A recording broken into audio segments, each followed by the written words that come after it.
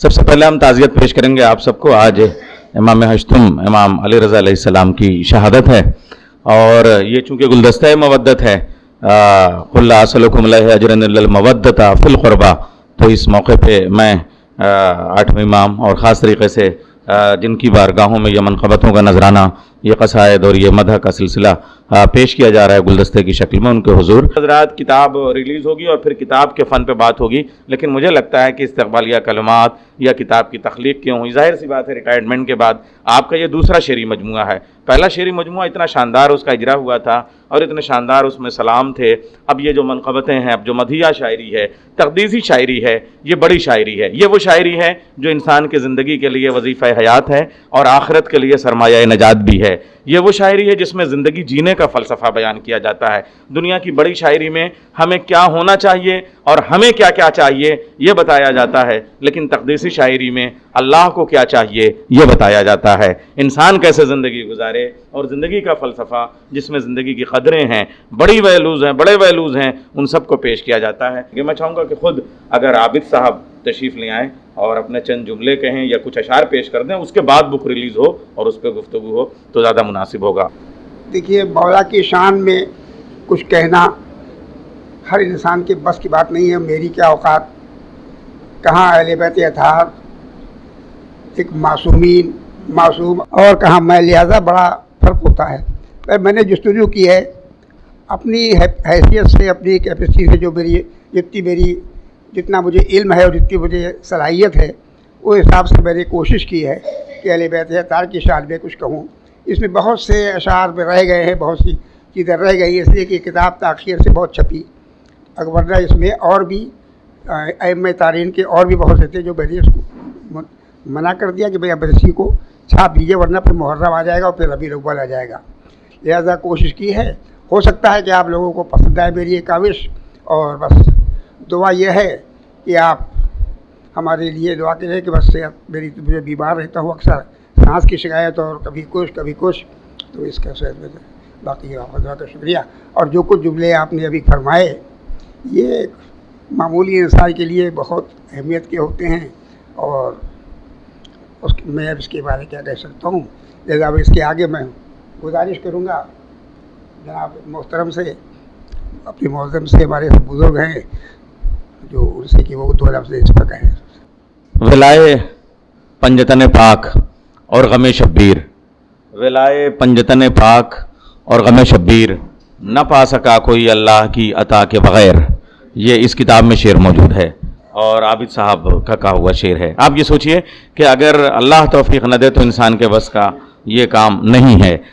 دنیا کی شاعری میں انسان کی اپنی شعوری کوششیں ہوتی ہیں، لیکن کہیں کہیں بڑی معرفت کی باتیں آپ کو اس مختصر سے شعری مجموعے میں ملیں گے. ہم ایک بار پھر آپ کی ستائش اور کرنا چاہیں گے کہ آپ نے جس طریقے سے اشعار کہے ہیں اور کہیں کہیں بڑے برجستہ مصرے ہیں. خیر، یہ ماہرین ابھی آپ کے سامنے گفتگو کریں گے.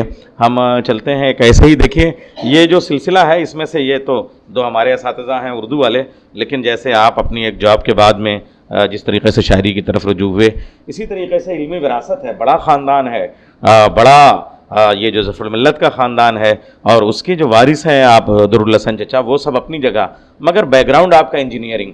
اور اس کے بعد دیکھیے جس طریقے سے اودھ نامہ میں آپ کے مقالے آتے ہیں، اور جو اپنی رائے رکھنا اور دوسروں کی رائے کا احترام کرتے ہوئے ان کی رائے سے اختلاف کرنا اور اپنی رائے کو تسلیم کروانا، اگر یہ کسی کے پاس ہے تو وہ نہایت بردباری کے ساتھ، نہایت سنجیدگی کے ساتھ، نہایت وقار کے ساتھ اپنی گفتگو کرتے ہیں اور اپنی بات رکھتے ہیں، منواتے ہیں، اور دنیا جو ہے وہ اس کو تسلیم کرتی ہے. خاص طریقے سے اودھ نامہ کے قارئین جو ہیں وہ درالحسن صاحب کی ہمارے کرم فرما آپ کی تحریروں اور آپ کی عبارتوں کے انتظار میں رہتے ہیں، آپ کے مضامین کے. اور اس کتاب کے سلسلے سے بھی جو ہے وہ آپ کی رائے وہ بڑی اہم ہے. میں ایسے موقع پہ کہہ سکتا ہوں کہ جیسے وہ ایک لفظ ہے بہادر، اس میں بھی در آتا ہے، اور ایک لفظ اور ہے بیش بہادر.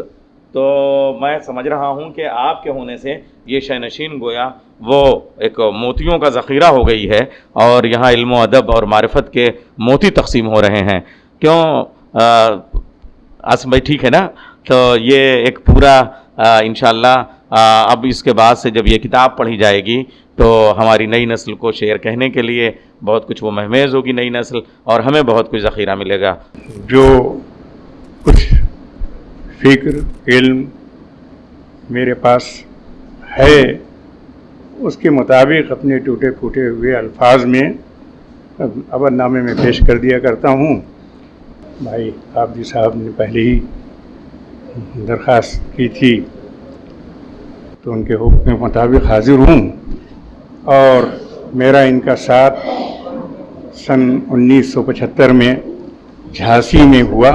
جھانسی سے ہم دونوں کا ساتھ رہا، پھر یہاں لکھنؤ میں مفتی گنج میں بھی آپ نے قیام فرمایا، وہیں میرا بھی قیام تھا، تو ہم لوگ ایک دوسرے سے بہت قریب رہے، اور پورا گھر ایک دوسرے سے بہت زیادہ قربت حاصل کیے ہوئے تھا۔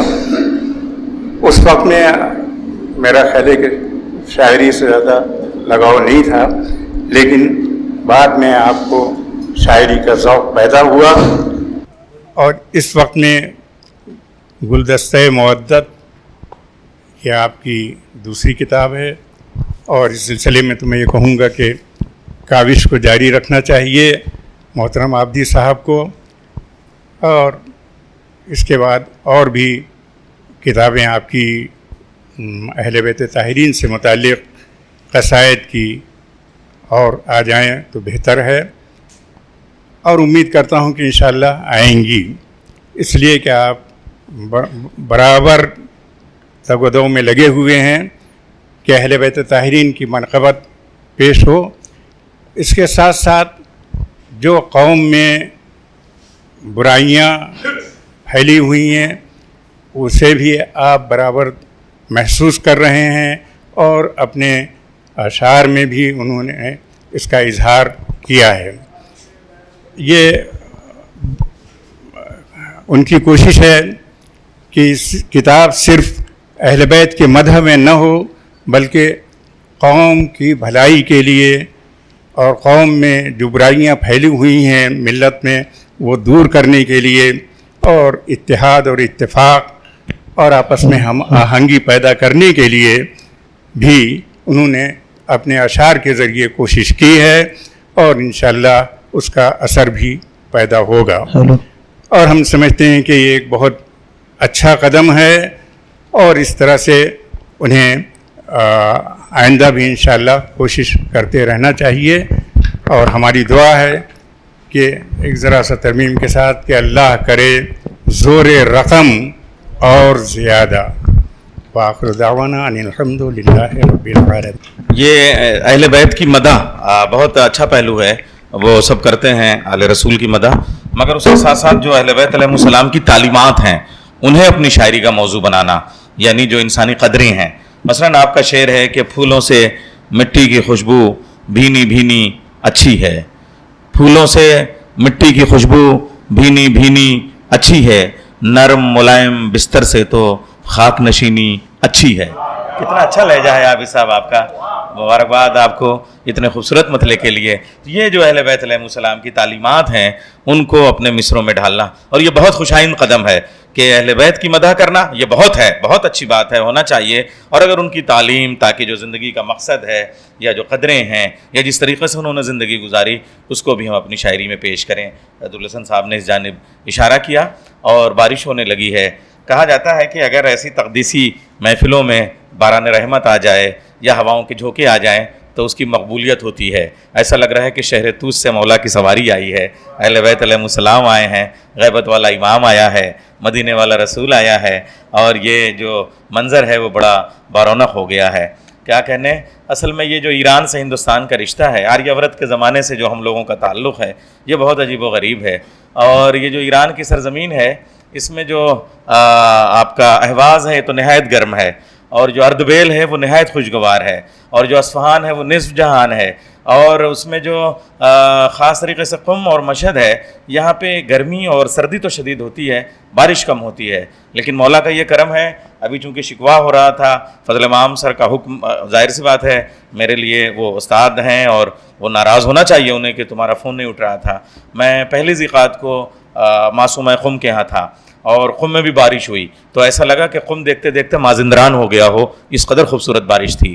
اور اس کے بعد میں 11 ذیقعات کو مشہد میں تھا تو مشہد میں بھی بارش ہوئی تو وہ بھی بڑا بارونق تھا. اور یہاں اب ان کا ذکر ہوا تو یہاں بھی بارش ہونے لگی. اس کا مطلب طوس والے مولا کا ذکر جہاں ہوتا ہے وہاں رحمتیں پیچھے پیچھے چلا کرتی ہیں. ایک درود بھیج دیں محمد والے محمد، اللہم صلی علی محمد والے محمد پر. تو آئیے ہم چلتے ہیں اب ایک ایسی شخصیت کے لیے کہ ٹھیک ہے آج ہمارے ساتھ کئی غم بھی ہیں، اور ظاہر سی بات ہے یہ مدح مولا ہے، مدح اہل بیت ہے، مولانا رضا کی شہادت ہے. اور مولانا ایک اچھے یعنی ہمارا بڑا نقصان ہوا ہے. خطابت کے جو چند بڑے ستون تھے ان میں سے ایک ستون خطیب العرفان مولانا مرزا محمد اشفاق صاحب ہمارے درمیان نہیں رہے.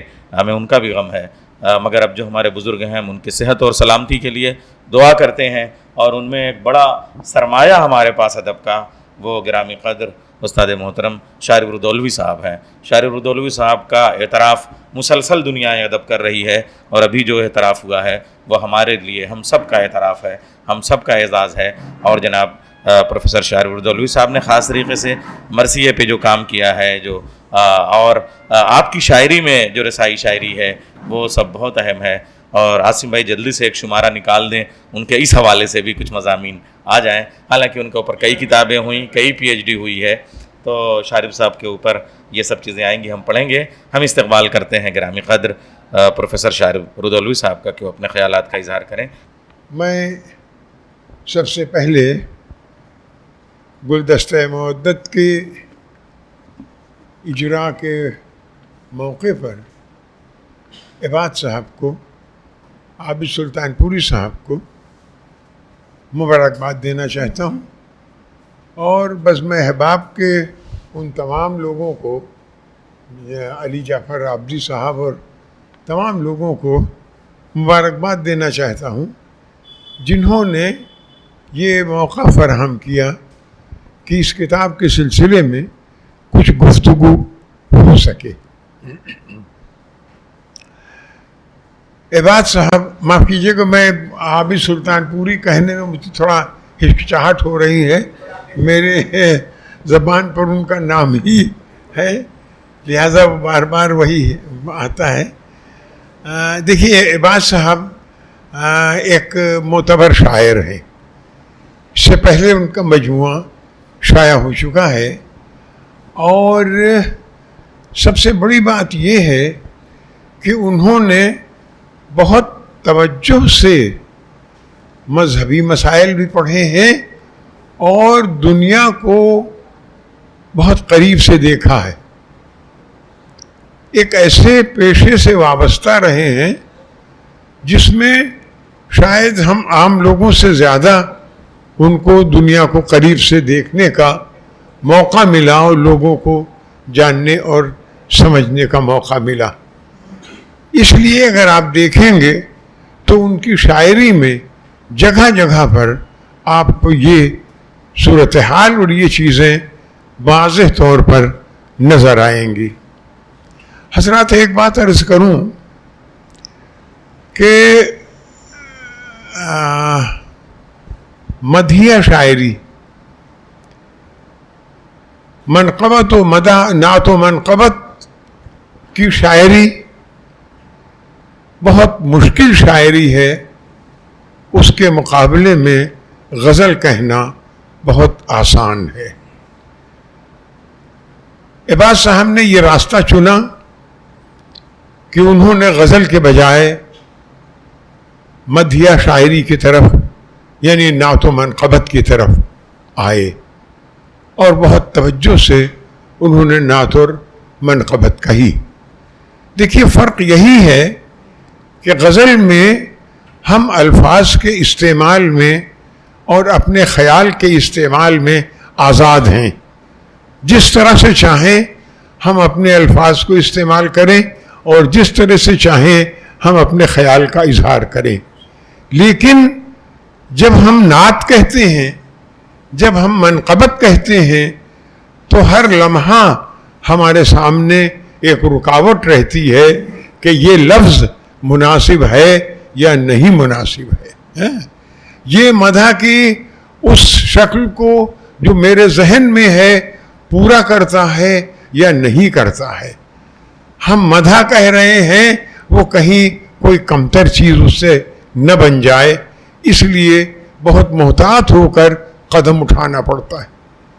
اور میں نے یہ دیکھا کہ عابد سلطان پوری صاحب نے ہر موقع پر اس بات کا خیال رکھا کہ کہیں کوئی کمی احترام میں، کہیں کوئی کمی مودت میں، کہیں کوئی کمی مودت میں، محبت میں نہ آنے پائے. اور بہت توجہ سے انہوں نے نظمیں کہیں. اس بار جو نظمیں ان کی ہیں اس میں آپ آج کی زندگی بھی پائیں گے اور مدح کے وہ تمام پہلو پائیں گے جو پہلو کسی کی مدح کے لیے ہو سکتے ہیں. ائمہ کی مدح ہو، حمد ہو یا نعت ہو، ہر طرح کی چیزیں انہوں نے اس میں لکھی ہیں. اگر آپ دیکھیں گے تو محسوس کریں گے ایک معراج کا ذکر ہے. معراج کا ذکر ہے اور معراج کا ذکر کرتے ہوئے ایک شعر کہا ہے. اس میں وہ شعر ملاحظہ کیجئے. نور ہے منزل سواری نور کی مہمان نور، نور ہے منزل سواری نور کی مہمان نور، محو حیرت ہو کے سب شمس و قمر دیکھا کیے، محو حیرت ہو کے. اب یہاں پر نور کا استعمال تین طرح سے، تین مرتبوں اور تین اسٹیجز میں کیا گیا ہے اور بڑے احتیاط اور بڑے احترام سے کیا گیا ہے. میں یہ سمجھتا ہوں یہ ان کی استادانہ مہارت ہے کہ انہوں نے اس طرح سے معراج کو بیان کیا اور رسول خدا کو بھی انہوں نے نور اور ان کی سواری کو بھی نور، اور جہاں وہ جا رہے ہیں جو میزبان ہے اور جس سے گفتگو ہے وہ بھی نور ہے. لہذا یہ نور العلا نور کی جو محفل سجائی انہوں نے وہ بہت خوبصورت اور بہت اچھی تھی. انہوں نے مختلف موضوعات پر اور مختلف واقعات پر نظمیں کہی ہیں. مثلا مباہلہ ہے، غدیر ہے، معراج ہے اور اس طرح کی بہت سی چیزیں ہیں. اس سے دو فائدے مجھے محسوس ہوئے. ایک تو لوگوں کے علم میں یہ بات آئی کہ مباہلہ جو ہے وہ کیا ہے اور مباہلے کی کیا اہمیت ہے، یا غدیر کیا ہے یا معراج کیا ہے اور ان کی کیا اہمیت ہے اور کس طرح سے اس کو انہوں نے نظم کیا. ایک تو یہ، اور دوسرا خود وہ اس عقیدے کا پہلو اور اس شعری توجہ، شعری مہارت کا پہلو کہ ہم اس کو اس طرح سے بیان کر رہے ہیں. ایک بات میں نے دیکھی، ویسے اپنا وقت اور اپنا زمانہ اور اپنی چیزیں ہر جگہ بنا لیتی ہیں. تو نعت و منقبت میں بھی ان کے ہاں بعض اشعار ایسے ہیں جس میں ہمیں آج کے حالات اور آج کے زمانے کی تصویر نظر آتی ہے.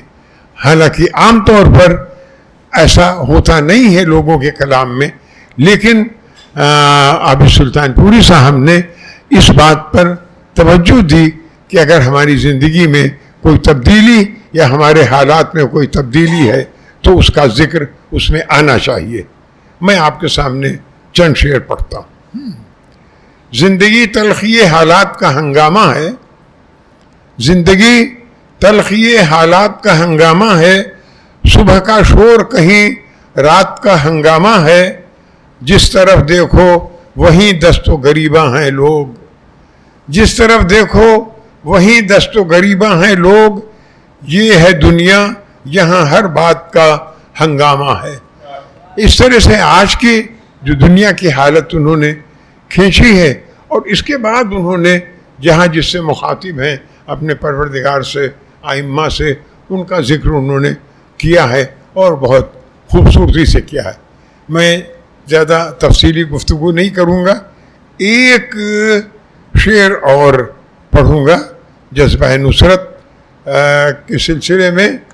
اب ایک بہت چلن ہے, ہر جگہ ہم لکھا ہوا دیکھتے ہیں اور ہم فخر کرتے ہیں, اور ہر جگہ مطلب لبیک یا حسین, لبیک یا حسین, لبیک یا حسین, ہر جگہ نعرے بھی لگتے ہیں اور جگہ نعرے لکھے ہوتے ہیں اور کہے جاتے ہیں. نظم میں ایک شعر ہے جس کی طرف میں توجہ دلانا چاہتا ہوں عابد سلطان پوری صاحب کے ہاں. لبیک یا حسین کی عابد صدا تو ہے, لبیک یا حسین کی عابد صدا تو ہے, کیا کربلا سا جذبہ نصرت کسی میں ہے, کیا کربلا سا جذبہ نصرت کسی میں ہے. یہ مطلب یہ جو توجہ ہے شعر کی طرف, اور یہ جو ان کا طریقہ اظہار ہے اور جس طرح سے انہوں نے لکھا ہے, یہ واقعتاً بہت اچھا ہے.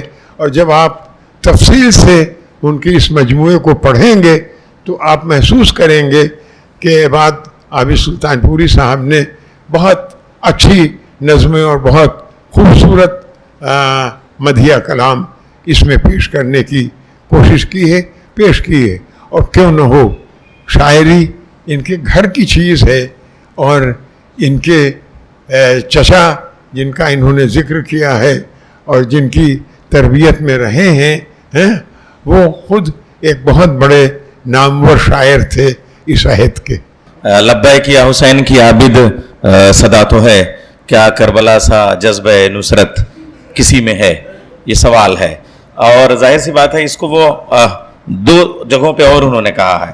ایک جگہ بڑا خوبصورت انداز میں کہتے ہیں, اس کی ردیف ہی دیکھیے کہ جو جس نہج پہ ان کی شاعری جا رہی ہے وہ نہج کتنا اہم ہے کہ آل نبی سے تم کو ولا ہے عمل کرو, آل نبی سے تم کو ولا ہے عمل کرو, لبیک یا حسین کہا ہے عمل کرو, لبیک یا حسین کہا ہے عمل کرو. تو ہمارے عابد صاحب جو ہے وہ اس انداز سے شعر کہتے ہیں. آئیے اسی سلسلے پہ ہم وہیں تک چلتے ہیں اور پروفیسر فضل امام رضوی صاحب سے درخواست کرتے ہیں جو آج کے صدر ہیں کہ آج کی گفتگو اب ان کے حوالے. السلام علیکم. رات جناب عابد صاحب سلطان پوری سے میری واقفیت بڑی پرانی ہے, اور گومتی نگر میں ایک مجلس کو میں خطاب کرتا ہوں تقریباً 15-16 سال سے. اس میں پیشخوانی انتہائی اخلاص سے پیش کرتے ہیں اور بہت ہی خلوص و محبت سے بیٹھے رہتے ہیں. ظاہر ہے کہ ان کی ایک اور کتاب اشک غم اس کے پہلے شائع ہو چکی ہے, جس میں بھی شارف صاحب بھی موجود تھے, میں بھی موجود تھا, جو اشک غم کی رونمائی ہوئی تھی, اور یہ دوسری کتاب ان کی گلدستہ مدت ہے. ظاہر ہے کہ حضرات دنیائے انسانیت اور عالم آدمیت اس دور کو فراموش نہیں کر سکتا جب اس نے اسلام کے جلال و کمال سے آنکھیں ملا کر خود اپنی زندگی کے سورج کو بلند ہوتے ہوئے دیکھا تھا.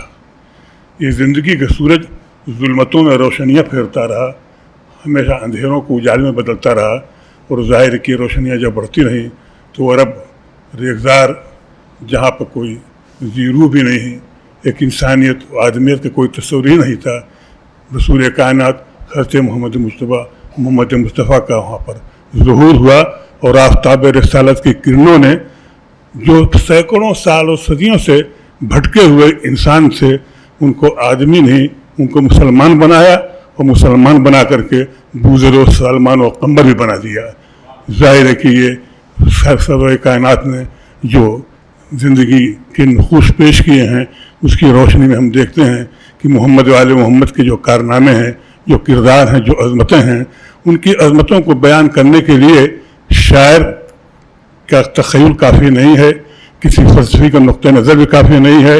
عالم کا علم بھی جہاں جواب دیا جاتا ہے, شاعر کی قوت متخیلہ کے پر جہاں سے ٹوٹ جاتے ہیں وہاں سے عظمت محمد والے محمد کا آغاز ہوتا ہے. تو عظمت محمد والے محمد کو سمجھنے کے لیے, پیش کرنے کے لیے وہ جذبہ, وہ زبان, وہ فکر, وہ نظر چاہیے جو ہر انسان کو نہیں مل سکتی ہے. اگر سلسبیل کا تبوج ملے تو ان کے خرام ناز کو بتایا جا سکتا ہے. اگر گلہائے جنت کی نکھت ملے تو ان کے پسینے کی خوشبو کو بتایا جا سکتا ہے. اگر کردار کی عظمتوں کی دلیل کچھ ہماری نگاہوں کے سامنے ہو تب ان کے کردار کی عظمتوں کو بتا سکتے ہیں. ظاہر ہے کہ انسان کے بس میں یہ نہیں ہے کہ ان کی کردار کی عظمتوں کو پیش کر سکے. قرآن جس کی ثنا خوانی کر رہا ہے، قرآن جس کا قصیدہ پڑھ رہا ہے، اس کے قصیدے کو پڑھنے کے لیے نہ شاعر کی قوت تخیل کام دیتی ہے، نہ عالم کا علم کام دیتا ہے، نہ مفکر کی فکر کام دیتی ہے. ظاہر ہے کہ جناب عباس صاحب نے کوشش کی ہے، محنت کی ہے. ظاہر ہے کہ یہ نعت شریف و حمد شریف یہ وہ اصناف سخن ہیں جس میں کسی دوسرے کا ذکر اگر آ جائے گا تو نہ حمد رہ جائے گی نہ نعت رہ جائے گی. تو نعت کا وہ جو تصور جو ہے، جو نعت کی پاکیزگی ہے، جو نکھتیں ہیں، جو خوشبوئیں ہیں، وہ سب کے بس کی بات نہیں ہے. جناب عابد صاحب نے کوشش کی ہے حمد کہنے کی بھی، نعت کہنے کی بھی. اور ظاہر ہے کہ جو مودت ہے، یہ محبت و مودت کے وہ گلدستہ ہے جس میں محمد و آل محمد کے کردار، ان کی عظمتوں کو پیش کیا گیا ہے. انہوں نے سماجی سروکار سے بھی گفتگو کی ہے اور بہت ہی خوبصورتی سے گفتگو کی ہے. ہم اور غم حسین، ہم لوگ جس طرح سے غم حسین مناتے ہیں اس پر بھی انہوں نے تبصرہ کیا ہے کہ ذکر غم حسین عبادت سے کم نہیں، للہ آپ غم کی طرح غم منائیے. غم کو غم کس طرح سے منایا جائے؟ یا ہوں مجلسیں تو خوب، کئی پارٹی نہ ہوں. تمام ایام اعضاء میں جتنے مواضعات ہیں، علاقے ہیں، انجمن بازیاں، اور کئی پارٹیاں، مجلسوں میں پارٹیاں، ان کی پارٹی کے مجلس ہے، ان کے پارٹی کا ذاکر ہے، اس میں نہیں جائیں گے، وہ نہیں جائیں گے. کہتے ہیں کہ ہوں مجلسیں تو خوب، کئی پارٹیاں نہ کئی پارٹی نہ ہو، اپنے غریب شیعوں کا دل مت دکھائیے. یا فرما رہے ہیں کہ ہے شور واہ واہ کا فرش عذاب پر کیوں، مجلس ہے یا مشاعرہ یہ تو بتائیے. قربانی حسین کو کتنا کریں گے کیش، یہ ان کے لیے ہے جو پیشہ ور ذاکرین ہیں. قربانی حسین کو کتنا کریں گے کیش، منبر پر جا کے قوم کو اب مت لڑائیے. قوم میں جو فتن و فساد برپا ہو رہا ہے، یہ منبر اس لیے نہیں ہے. منبر تو اتحاد و اتفاق کے لیے ہے، مساوات کے لیے، اخوت کے لیے ہے، اختلاف کے لیے نہیں ہے. اس لیے منبر رسول پر جا کر کے اس منبر کی عظمت کو، احترام منبر ہونا چاہیے. بغیر احترام منبر نہیں ہے تو منبر پر بیٹھنے کے لائق وہ آدمی نہیں ہے. آؤ بکا کا نام نہ ہو، واہ واہ ہو، اللہ ایسے نوحے ہمیں مت سنائیے.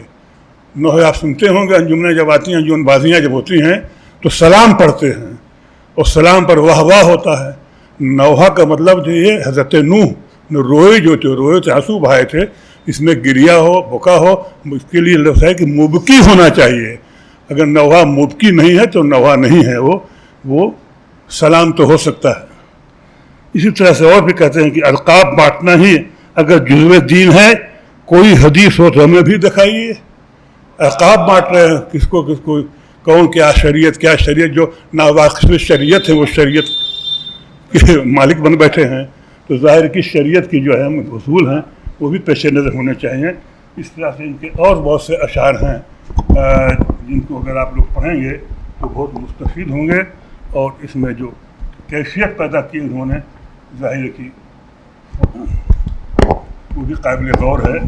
کہتے ہیں فاطمہ کی گود میں یہ نور کے پیکر میں ہے، دین برحق کا تحفظ مقصد سرور میں ہے. کہتے ہیں یہ امامت کا نگینہ ہے بقائے لا الہ، ہر عمل شبیر کا خوشنودی داور میں ہے. ہر عمل شبیر کا خوشنودی داور میں ہے. اس طرح سے اور سے بہت سے اشعار ان کے پاس ہیں. جہاں فرشتے گدا بن کے 3 دن آئے، قرآن پاک کا شاہد ودر حسین کا ہے. اس میں حدیث کے حوالے بھی ہیں، تاریخ کے حوالے بھی ہیں، قرآن کے بھی حوالے میں ہیں. ظاہر ہے کہ قرآن و حدیث و تاریخ اور اہل بیت سے محبت و مودت کا جو حقیقی جذبہ ہے، یہ اگر جذبہ بیدار نہیں ہوتا ہے تو وہ ذکر محمد والا محمد نہیں کر سکتا ہے. جناب عابد حسین صاحب عباس سلطان پوری صاحب قابل تعریف و تحسین ہیں کہ انہوں نے کوشش کی اور عملی کوشش کی کہ محمد والے محمد کی سیرت کو پیش کیا جائے، اس انداز سے پیش کیا جائے جو سیرت کے نمونے ہیں، یہ نمونے لازوال نمونے ہیں، ان لازوال نمونوں کو اپنے اشعار کے قالب میں ڈھال دینا یہ عباس سلطان پوری کا کارنامہ ہے جو ہمیشہ یاد کیا جائے گا۔ مستقبل قریب اور بعید میں بھی ان کے اور بھی مجموعے کلام آئیں گے، امید ہے کہ آپ لوگ اس سے استفادہ کریں گے۔ ظاہر کہ عباس سلطان پوری کا نام ہی بھی عباد حسین پھر عباد، تو یہ عبد و معبود عباد کا وہ سلسلہ ہے جس میں عبادت کی اور ذکر محمد والے محمد بھی عبادت ہے۔ تو اس عبادت کے سلسلے میں دیکھا جائے کہ انہوں نے جو کوشش کی ہے، جو محنت کی ہے اور جو خامہ فرسائی کی ہے، وہ خون جگر سے انہوں نے خامہ فرسائی کی ہے اور محبت و مودت کی اصلی روح کو انہوں نے پیش کیا ہے، کیونکہ جو محبت و مودت ہے وہ عمل کے پیکر کے سانچے میں جب ڈھل جاتی ہے تب معلوم ہوتا ہے کہ مودت محبت ہے۔ صرف زبانی تقریر کرنے سے، زبانی کہنے سے نہ تو عمل ہوتا ہے، نہ محبت ہوتی ہے، نہ مودت ہوتی ہے۔ مودت تو عمل کے سانچے میں ڈھل کر کے سامنے جب آتی ہے تو معلوم ہوتا ہے کہ یہ بوزر ہیں، یہ سلمان ہیں، یہ میسم ہیں، یہ قمبر ہیں۔ ظاہر اس صورتحال سے اگر ہم اپنے آپ کو قریب تر کر دیں تو ظاہر کی محبت و مودت کا حق ادا ہو جائے گا۔ بہت بہت شکریہ آپ لوگوں نے محفل سے آراستہ کی، اور جناب شارف صاحب کی تقریر، بھائی عبدالعزیز حسن صاحب جو انجینئر اور ڈپٹی ڈائریکٹر رہ چکے ہیں، جناب ہمارے نیر سلمہ صدر شعبہ اردو لکھنؤ یونیورسٹی، ان کی نظامت، ظاہر ہے کہ ان کی نظامت میں بھی بڑی خصوصیت ہوتی ہے۔ اگر نظامت ٹھیک نہ ہو تو ندامت ہو جاتی ہے، اور کئی انہوں نے اپنی نظامت سے ندامت کو نہیں آنے دیا اور حقیقت کو پیش کر دیا۔ بہت بہت شکریہ۔ ایک اجازت لیتے ہوئے مسلسل سر میں یہ گزارش کروں گا کہ صدر کے بعد گفتگو کا تو کوئی جواز نہیں رہتا، لیکن نثر کی صدارت جو ہے وہ مکمل ہوئی۔ اب نظم میں بھی آپ کی صدارت میں میں یہ چاہوں گا کہ کسی شاعر کے ساتھ سب سے زیادہ زیادتی یہ ہوگی کہ اس کی کتاب ریلیز ہو، اجرا ہو اور سب کچھ ہو اور اس سے ایک شعر بھی نہ سنا جائے، تو یہ تو موقع ملنا چاہیے۔ تو کم سے کم 2 منقبتیں وہ، اور ظاہر سی بات ہے آج کی ایسی تاریخ بھی ہے کہ وہ یا اپنے انتخاب سے آپ حمد ہے، نعت ہے، اس کتاب سے یا کتاب کے علاوہ جو آنے والی کتاب میں ہے وہ آپ کے اوپر، آپ ظاہر سی بات ہے آپ کے لیے یہ بزم سجائی گئی ہے۔ ہم جعفر صاحب نے اتنا اہتمام کیا ہے، ہم تمام بزم احباب کے شکر گزار ہیں کہ انہوں نے یہ موقع دیا ہم سب کو جمع ہونے کا، اور ابھی تھوڑا سا موقع ہے اور رسم دنیا بھی ہے، موقع بھی ہے، دستور بھی ہے، اور یہ زینت مجلس کے لیے بھی میں کہہ رہا ہوں اور ضرورت مجلس کے لیے بھی ذرا سا آپ لوگ زیادہ سمجھدار ہیں، اس سے زیادہ کہنے کی ضرورت نہیں ہے۔ 2 منقبتیں بہت ضروری ہیں، میں ان سے گزارش کروں گا کہ تشریف لے آئیں جناب صدر کی اجازت سے، اور 2 حمد 2 کلام 3 کلام جو بھی وہ ضرور پیش کریں۔ بریف میں اتنا اور بتا دوں میں آپ کو کہ مجھے بچپنے سے شعر و شاعری کا شوق تھا، مگر غزل کہا کرتا تھا۔ مرحوم منتصر زید پوری صاحب مجھے ملے جو کانپور میں ڈیفنس ڈپارٹمنٹ میں سروس کرتے تھے، اچھے شاعر تھے، جو بزرگ لوگ ہیں وہ شاید جانتے بھی ہوں، اور سید ابو اللہ صاحب کیا وہ ہرسیہ پڑھتے تھے سال میں ایک بار 9 نومبر اول کو، یہ ان کی وہ تاریخ ہے۔ تو چنانچہ انہوں نے مجھ سے کہا کہ عباد میاں غزل کہتے ہو اچھی بات ہے، مگر اس کے اندر اگر تصور میں اہل بیت ہوں تو زیادہ بہتر ہے۔ یہ لفظ جو انہوں نے مجھ سے کہا تو میں نے سوچا کہ میں غزل ہی کیوں کہوں، اہل بیت کی شانی میں کیوں نہ کہوں، اور اس تاریخ سے میں نے غزل کہنا چھوڑ دیا اور پھر اہل بیت کی شان میں کہتا رہا۔ لہذا میں حکم ہوا ہے تو میں اس میں سے چند اشعار پڑھ دیتا ہوں۔ کوئی ایسا بھی ملا جو آشنائے غم نہ ہو، کوئی ایسا بھی ملا جو آشنائے غم نہ ہو، دل میں ایک سیلاب غم ہو، دل میں ایک سیلاب غم ہو، آنکھ لیکن نم نہ ہو، دل میں ایک سیلاب غم ہو، آنکھ لیکن نم نہ ہو، گریو آہو بکا سب ہے شعار انبیاء، گریو آہو بکا تو ہے شعار انبیاء، کیا یہ ممکن ہے غم شبیر پہ ماتم نہ ہو، کیا یہ ممکن ہے غم شبیر پہ ماتم نہ ہو، اس طرح بھر دے غم شبیر کو دل میں میرے، اس طرح بھر دے غم شبیر کو دل میں میرے، بس غم شے کے سوا کوئی بس غم شے کے سوا اللہ کوئی غم نہ ہو، بس غم شے کے سوا. اب تو عہد و پیما تھا 72 کا امام وقت سے، عہد و پیما تھا 72 کا امام وقت سے، جان جائے سرنگوں اسلام کا پرچم نہ ہو، جان جائے سرنگوں اسلام کا پرچم نہ ہو. ہوں پے امداد فضا تو غلام، پے امداد فضا تو غلامان حبش، ہوں پے امداد فضا تو غلامان حبش، شام میں زینب کا کوئی مونس و ہمدم نہ ہو. جہاں 72 نے دیا جس کی بقا کے واسطے، جہاں 72 نے دیا جس کی بقا کے واسطے، ہو نہیں سکتا یہ ہرگز دین مستحکم نہ ہو نہیں سکتا یہ ہرگز. کیا خبر تھی عطرت اطہار پر باد نبی، ایسا وقت آئے کہ کوئی یاور و ہمدم نہ ہو. اور یہ حقیقت بشری ہے، اس کے چند اشعار سن لیجیے. عارضی دنیا میں کھو کر موت سے ڈرتے ہیں لوگ، عارضی دنیا میں کھو کر موت سے ڈرتے ہیں لوگ، اور صاحب ایمان ہونے کا بھی دم بھرتے ہیں لوگ، صاحب ایمان ہونے کا بھی دم بھرتے ہیں لوگ. مشکلوں میں گھر کے بھی شکر خدا کرتے ہیں لوگ، مشکلوں میں گھر کے بھی شکر خدا کرتے ہیں لوگ. اس طرح بھی معرفت کا حق ادا کرتے ہیں لوگ، اس طرح بھی معرفت کا حق ادا کرتے ہیں لوگ. کیا خدا کے حکم پر بھی خود عمل کرتے ہیں لوگ، کیا خدا کے حکم پر بھی خود عمل کرتے ہو لوگ. صاحب ایمان ہونے کا جو دم بھرتے ہیں لوگ. مال و دولت کی حوث جب دشمن ایمان ہے، مال و دولت کی حوث جب دشمن ایمان ہے، ہو کے واقف آخرت برباد کیوں کرتے ہیں لوگ، ہو کے واقف آخرت برباد کیوں کرتے ہیں لوگ. ہیں وہ ایمان و عمل میں در حقیقت کامیاب، ہیں وہ ایمان و عمل میں در حقیقت کامیاب. خدمت خلق خدا میں جو لگے رہتے ہیں لوگ، خدمت خلق خدا میں جو لگے رہتے ہیں لوگ. اور راہ حق پر چل کے دیکھو، راہ حق پر چل کے دیکھو، خود پتہ چل جائے گا. راہ حق پر چل کے دیکھو، خود پتہ چل جائے گا کیسی کیسی مشکلوں کا سامنا کرتے ہیں لوگ، کیسی کیسی مشکلوں کا سامنا کرتے ہیں لوگ. اور زندگی کا ہر عمل خوشنودی خالق میں ہو، زندگی کا ہر عمل خوشنودی خالق میں ہو. ایسے انسانوں کو عابد متقی کہتے ہیں لوگ، ایسے انسانوں کو عابد متقی کہتے ہیں لوگ.